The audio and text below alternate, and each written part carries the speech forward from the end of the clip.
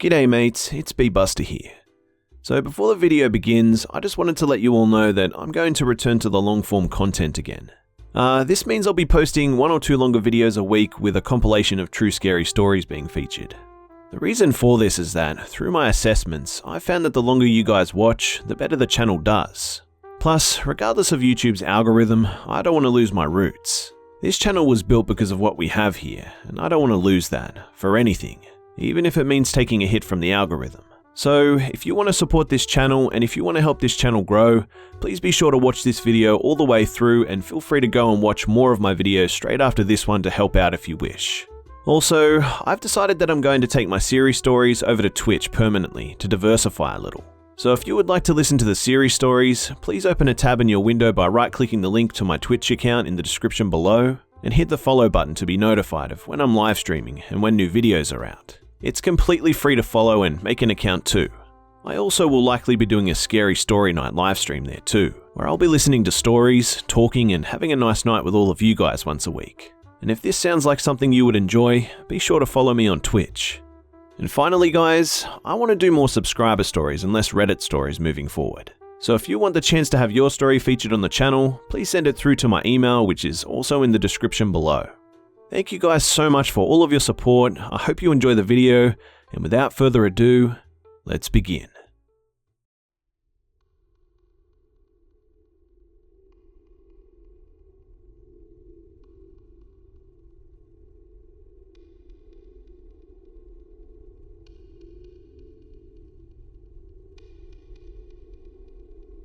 The second house I ever rented gave me the most disturbing experiences I have ever had.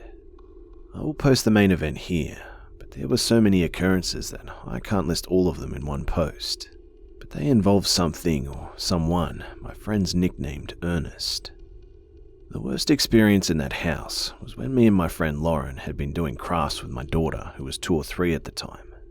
We were using feathers, pipe cleaners, and glitter to make pictures. Once we had finished, Lauren put the crafts away whilst I gave my little girl a bath. We went into the living room, she said goodnight to Lauren, then I put her upstairs in her cot. I was awoken early morning by my daughter screaming. When I went into her bedroom, she was laying on her side with a baby bottle of rancid curdled milk next to her. This was unsettling because she wasn't having milk at night anymore. She hadn't used a baby bottle for a long time, and I certainly hadn't left one in her cot, let alone one that had gone so bad. When I picked her up, I was nearly sick.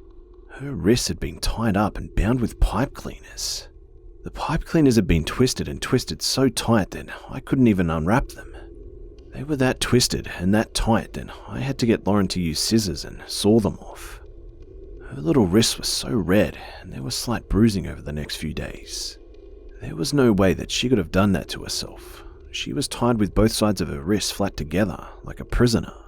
It still makes me feel sick thinking about it, and I have no explanation.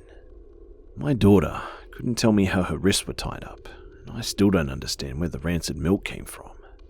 I moved not too long after that, and I still see 2 let signs up at the house every so often. It never seems to keep its tenants long.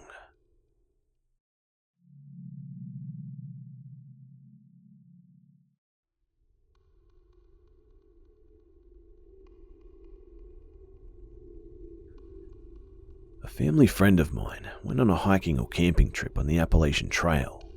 While she hiked the trail, everything went as planned. She said it was beautiful and a once-in-a-lifetime trip. That is, until she got her pictures developed. As she told me and my family about her trip, she explained that on her hiking adventure, she only ran into one other hiker the whole trip. He was in his late 40s and seemed pretty normal from what she explained. They hiked together for a few hours, and eventually Sue got tired and decided it was time to call it quits for the day and set up camp. The guy she met said that he was going to continue on with his hiking. They said their goodbyes, wished each other good luck, and he continued on with his journey. Sue said after that small exchange they had for a few hours, that was the only interaction that she had with another person on the whole trip. So up until this point, all was well and the trip was a once-in-a-lifetime adventure. Once Sue arrived back in Massachusetts, she decided to go and get her pictures developed that she had taken from the trip. Keep in mind, it was almost a decade ago, and disposable cameras were mainly what people used. After she developed her pictures, she found something really disturbing. There were multiple pictures of her sleeping in her tent, taken from different angles. What is really scary is that she was hiking alone and only met one other person for a 2-hour span the whole trip. I always wonder who was the creep that snuck in her tent and took the pictures of her while she was sleeping.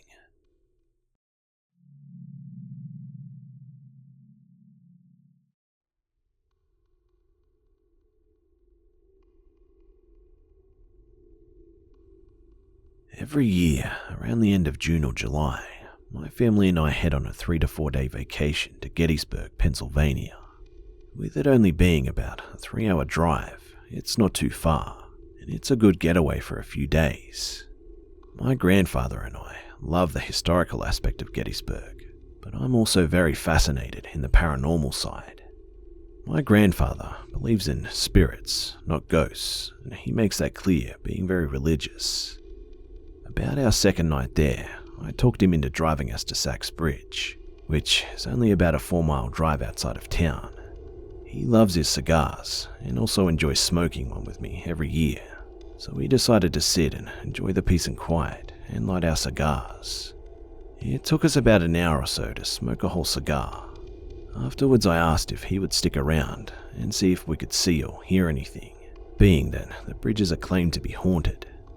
Now, there are many stories and legends that surround Sachs Bridge, some more believable than others. One tells a story of a spirit named Tanisi, a Confederate soldier who retreated from battle and was later hanged from the bridge. Legend is that if you light a cigarette and place it on the bridge, it'll literally smoke itself. I've never had any luck with that myself. Another legend tells of the story of a high school teen who committed suicide on the bridge because his girlfriend broke up with him. They say you can see his spirit appear in the water. Never any luck with that one either. So, with no luck with either ghost, my grandfather and I decided to take a walk down the road just behind the bridge. It was very eerie. It's just a feeling you get while you're in the area because of all the men that died there. 53,000 in 3 days. We took about a mile walk. I took a ton of pictures on the walk, but nothing appeared except for a few orbs here and there. Orbs are cool at first, but while in Gettysburg, it seems that almost every picture you take at night has at least one in it. We finally got back to the parking area of the bridge, and I decided to take a few more pictures. I took a series of about 5 or so pictures and reviewed them afterwards. While looking at the pictures, I noticed something strange.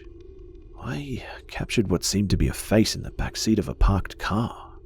I showed my grandfather, and honestly, he seemed kind of spooked by it.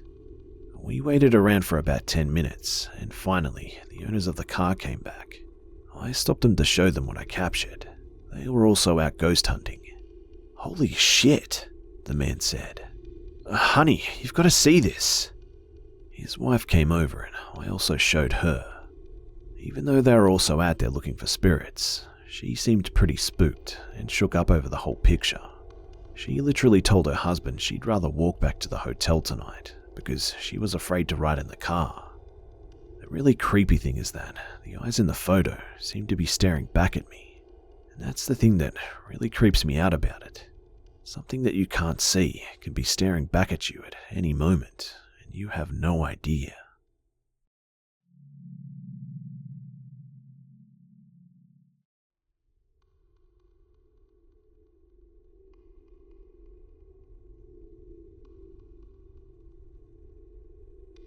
A few years ago, I received a random text, a photo actually, with no accompanying words. The picture was of a rabbit with pancakes on its head. It was cute, odd, puzzling, but not alarming. The number was from out of state. I live in Arizona, and the number was from Atlanta.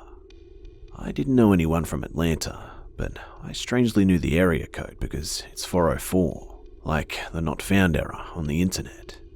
I'd looked it up several years earlier because that's the sort of person I am. The next day, I replied back with the photo of Oscar Mayer, Wienermobile, which I happened to drive by as I was parked in Scottsdale. A few days later, another photo came back in reply, a lit firecracker held in feminine fingers.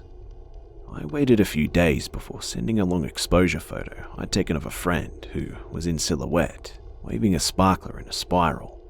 I didn't think much of it. In my head, I explained it away as someone who was bored, perhaps someone a bit like me who enjoyed a little mystery. Over 5 months or so, we exchanged photos wordlessly every few days. At some points, it seemed flirtatious, despite the fact that I didn't know the gender of the person at the other end.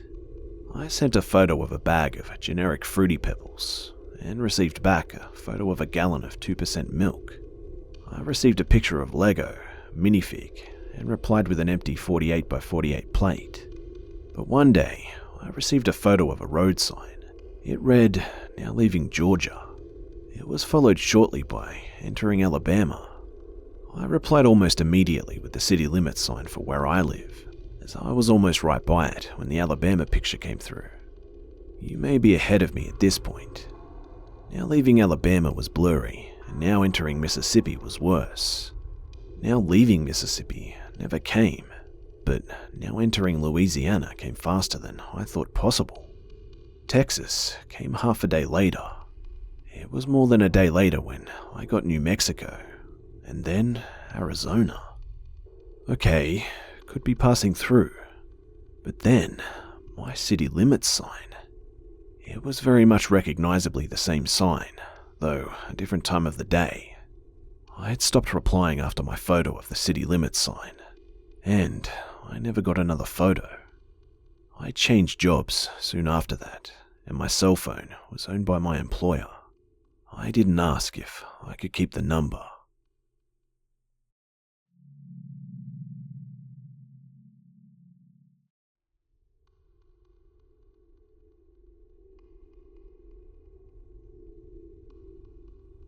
This isn't a story that happened to me, but to my grandmother.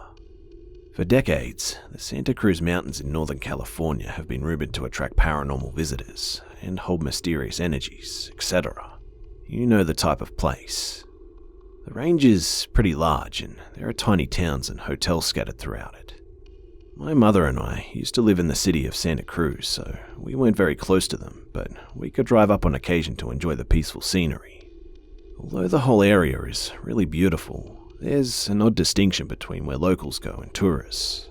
It's not just that the tourists go to the hotels and locals stick to the hiking trails, but there are certain individual regions in the range that most locals avoid. I've actually tried to talk to people about it, but they would always just blow it off and change the topic. It was really weird. Anyways, my grandmother decided that she was going to go rent a little cabin in the woods and get away for a week. She'd gone through a bad breakup and wanted to spend some time with my mother and me and enjoy the woods. My mother and I set her off, not expecting to see her for at least 7 days. However, the next morning we awoke to her pounding on our door. My grandmother has always been a strong woman, and she's definitely open to supernatural, inexplicable things. But she was firmly of the belief that most supernatural entities or things were benign or even good. Her evening in the Santa Cruz Mountains changed her mind though. Apparently, the cabin she rented was in one of the thicker, darker parts of the forest. Not many people ventured out there. She settled down for sleep and noticed that even though she had built a small fire in the fireplace hours before, it was still burning quite intensely. She assumed that it was something about the logs being extra large or a good fireplace ventilation, and went to sleep. Around an estimate of 3 or so in the morning, she's not really sure, she awoke pretty slowly. She felt a bit strange, like something wasn't right. And then she saw them. At the foot of her bed, 2 figures, one maybe female, one maybe male, stood just staring at her. They were very dark, but it seemed the female maybe had a white dress or something like that on. She just stared back at them like they were sizing each other up. She remembers rubbing her face and trying to sit up like she was in a dream, but the figures remained at the foot of her bed, no no matter what. She says she wasn't too scared until she met their eyes. Glowing from the dark greyish skin, these figures had pulsing orange eyes, and around their bodies a sort of strange flame-like aura she noticed as soon as she made eye contact. They didn't move at all, like not even an inch. Behind them, in the fireplace, the fire was roaring though, like someone had poured gasoline on it. She suddenly felt very heavy and very sick as a sense of dread filled her. As quickly as she could, she grabbed her coat and sprinted out of the cabin. She ran all the way down the mountain until she found a hotel from which she called a taxi.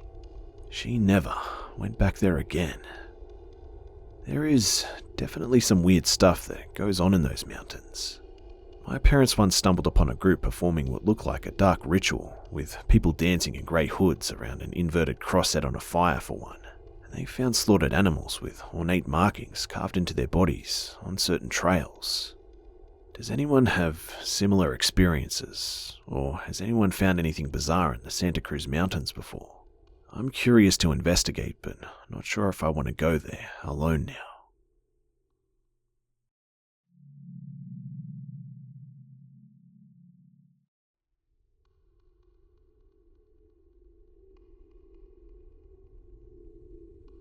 I will attempt to make this as short as possible. To start, I should clarify that my sister and I grew up in different places. I live with my mother in the city and she with my grandma in a village. This village has that weird horror film vibe and quite a disturbing history. For one, it used to be inhabited almost solely by Jewish people before the World Wars. And this was in Europe, so yeah, you can guess what happened there. Now, the particular street where my grandparents live is pretty much cursed. I'm not sure how in depth I should go into this, but I'll say this much. For a small street with just 9 houses, there are way too many annual deaths, sudden mental illnesses, cases of alcoholism, and general tragedies. It seems like every happy family that moves there meets a tragic end in the span of a few years. And then, there are the reports of paranormal activity by pretty much every person who lives there. My sister was an inspiring scientist, very intelligent and the most rational person I know, but even she was scared shitless to live there. I stayed there a lot too and got to experience some of the stuff that was, and still is, happening in the house. There is this nightly pacing of heavy boots in the empty attic, rhythmic knocks inside the walls, cold spots in 2 of the rooms, things moving. Once even, a very large bed suddenly moved untouched, about half a meter to the side in front of 3 people. Dogs freaking out at one corner of the ceiling. Curtains in one of the bedrooms constantly being ripped off to the ground. And even more.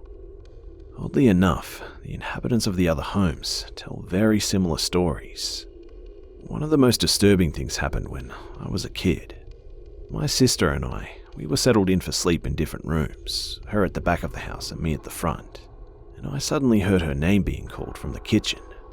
It was soft at first, but it slowly grew in volume, and then I recognized it as my own voice, and it freaked me out to no end.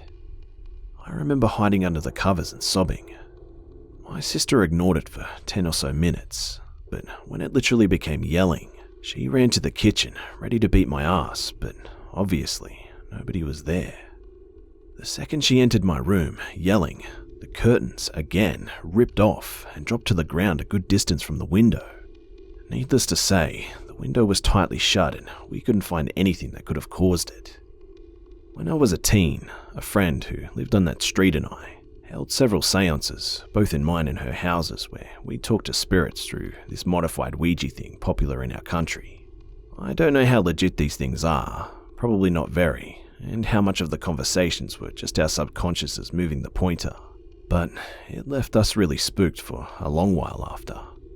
We got a good story from one of the ghosts, and this is when we started asking about the history of the town. The thing claimed several times to be a victim of the genocide. We didn't know the history of the town beforehand, so this was interesting. These conversations are a different long story in itself, but I'll just mention that we thought about recording the last of these conversations, and we could clearly hear things that were pretty much impossible to comprehend. The last comment I can remember my sister making when she moved out in her 20s was, "This fucking house drove me insane." She did end up in a mental institution years later, so it would be easy to chalk up her experiences to her mental state. But it doesn't explain every other person's accounts, that's for sure. In fact, my grandma recently confided in me, saying that she keeps hearing someone pacing in the attic, and has been hearing it ever since she moved in 30 years ago.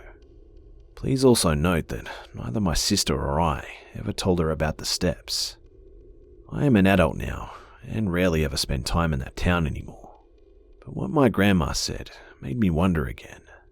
Is it even possible for an entire street to be haunted? How do I even explain this rationally? Any ideas or comments would be welcome.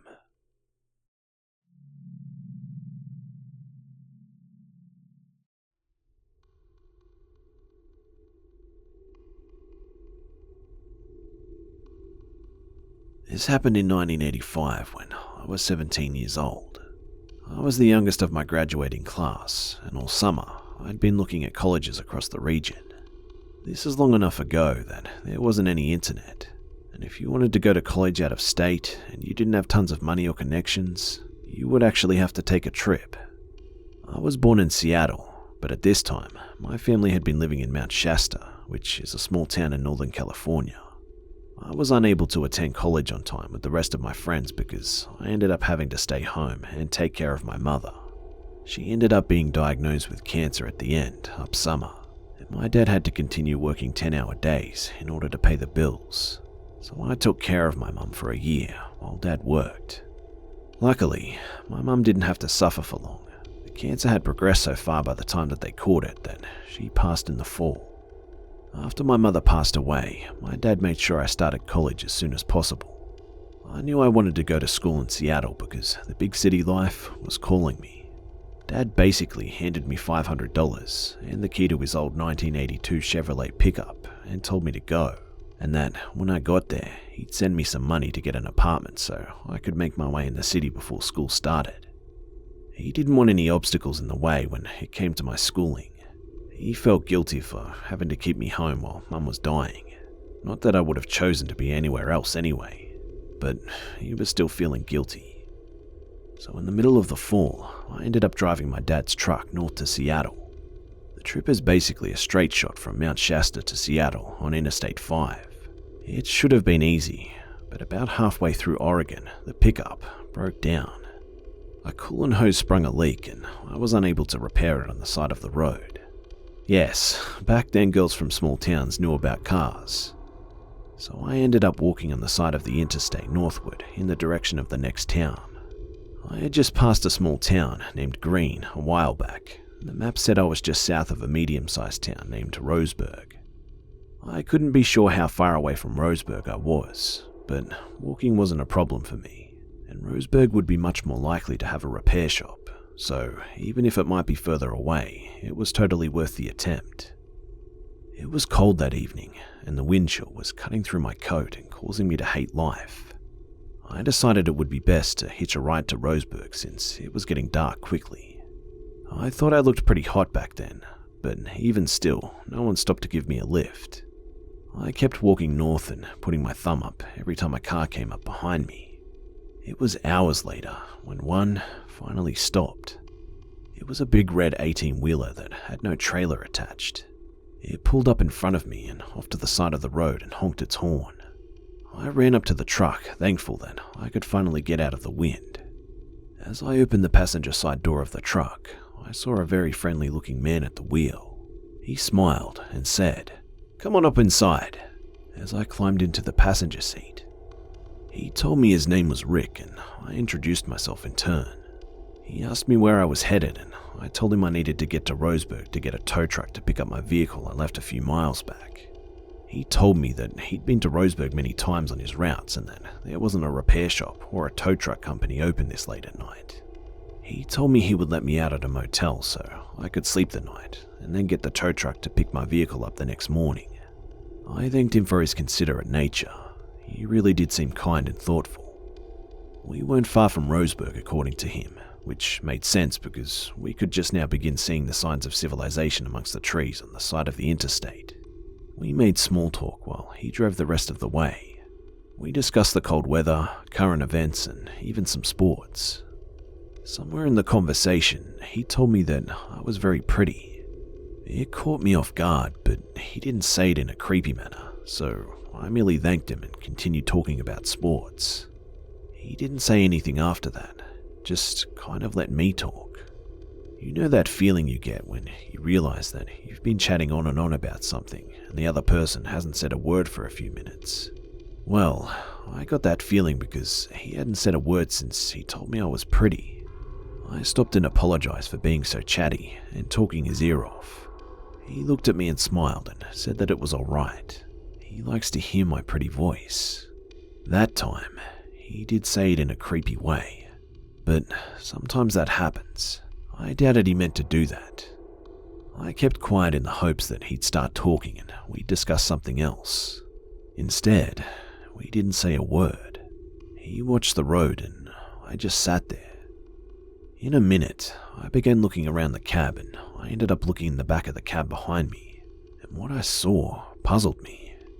In the back, there was a large brown blanket, some clothes that I'm sure were dirty, and some shoes. The thing that puzzled me was they weren't all his clothes and shoes. 2 pairs of shoes were obviously little girls' shoes, and some of the clothes were little girls' clothes, something you'd expect a 10-year-old to wear. He knew I'd seen it and laughed. He told me his daughter left those in the cab after she had accompanied him on a route last week. He told me he didn't get enough time to spend with her, so he took her on route a week ago to spend some quality time together.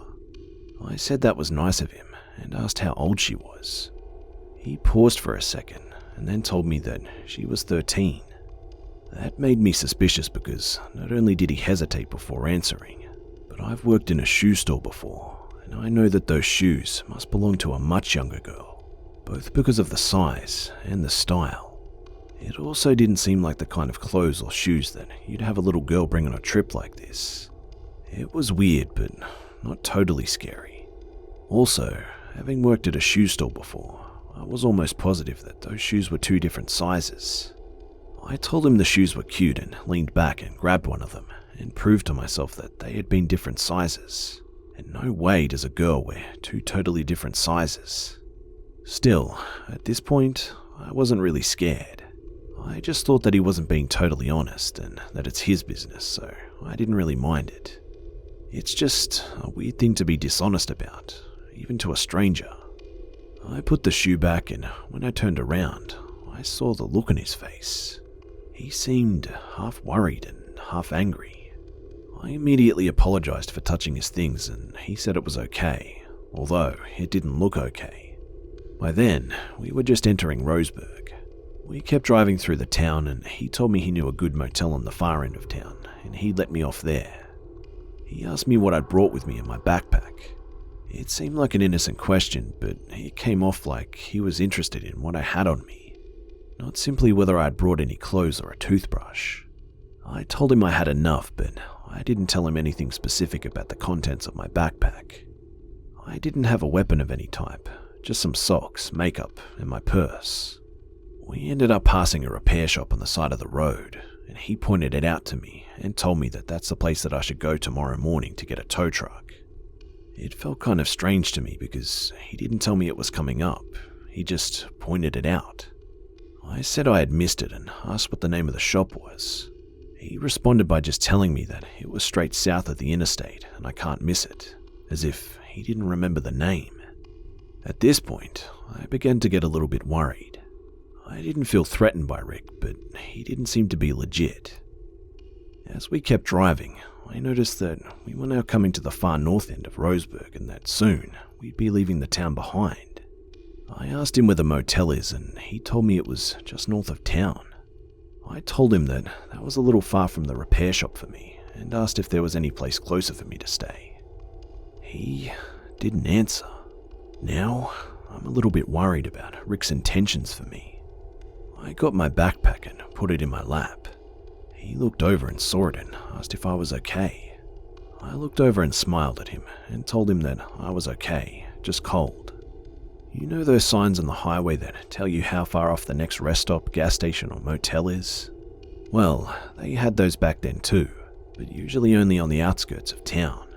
It's the town's way of motivating you to stop for gas or lodging now where they can tax it, rather than continuing on and sleeping somewhere unincorporated. Well, we came up to one of those signs. It said there wouldn't be a motel for 20 miles, and we were leaving Roseburg. I knew then that Rick wasn't taking me to a motel just past the town limits. I didn't know what he wanted, but I sure didn't want it to happen. I looked over slowly at Rick, and luckily he hadn't seen the sign, I think, because he was busy lighting a cigarette. I began looking frantically out the window to see if there were any places I could make an excuse to stop at. Maybe I could ask to stop at a gas station for something to drink and then run away, but there wasn't any open. I decided I'd have to pull out the big guns and ask him to pull over so that I could pee. I looked over at him and asked if we could pull over to let me pee on the side of the road. He pulled his lit cigarette out of his mouth and looked at me. He asked, "You gotta pee?" And I shook my head yes. "Well, go ahead and pee then, Jenny," he told me. I liked the smell, and it sent shivers down my spine. I pretended to laugh and he frowned at me. "Don't fucking laugh at me, Jenny," he told me. I immediately stopped pretending to be fine, and so did Rick. He could tell that I was scared now, and he just gave me this look like he wanted to hit me. I asked him where we were going, and he told me not to worry about that. At this point, I could actually see the end of Roseburg coming up ahead.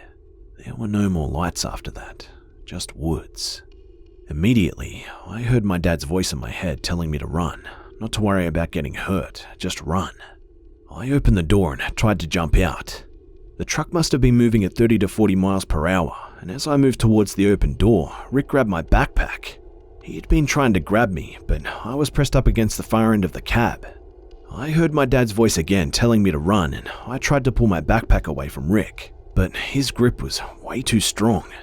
I gave up and just fell back out of the cab and into the grass. The impact knocked the wind out of me, and I rolled around in the grass until I came to a stop. Immediately, I sat up, despite the sharp pain in my back, and saw Rick's truck speeding on his way out of town. And he didn't stop. I got up and limped my way back into town and ran up to the first home I saw and pounded on the front door. An old man opened the door, looking really tired, yet also really worried. I begged him to call the cops, and when he saw the bruises on my face and grass stains on my clothes, he threw open the door and let me come in. He sat me on the couch while he ran to the phone. His wife came down to find me on the couch crying and him on the phone telling the local sheriff to come as soon as possible. She got me a glass of water and a blanket. They were both so nice to me. The sheriff arrived and expected me to be drunk at first. About halfway through my story, he realized that I wasn't drunk, and that there was truth to the story that I was telling. He called up 2 deputies who were asleep at home and had them patrol north at the interstate looking for a big red 18-wheeler. He even called up the next town north and asked them to send a patrol south. They didn't find any red 18-wheelers on the road, but they assumed that he probably sped his way right through their town too before they were able to send out a patrol. The nice old couple who had let me in ended up letting me stay with them, and the sheriff kept a deputy outside of the house all night. The next day, he took me to the station to fill out an official report and look up some photos at 18-wheelers so I could pick out the exact color and model. He drove me to the repair shop, which just so happened to be the same one that Rick pointed out to me. He had them tow my truck in and had the sheriff's department pay for it. They got my dad's pickup running in no time at all, and the sheriff asked me to stay in town for a few more nights. I was totally fine with that because I didn't want to meet Rick on the road again. I stayed at the old couple's home for 3 more nights and spent my days with the sheriff as we patrolled the interstate and called nearby towns asking if any truckers had been pulled over, matching my description.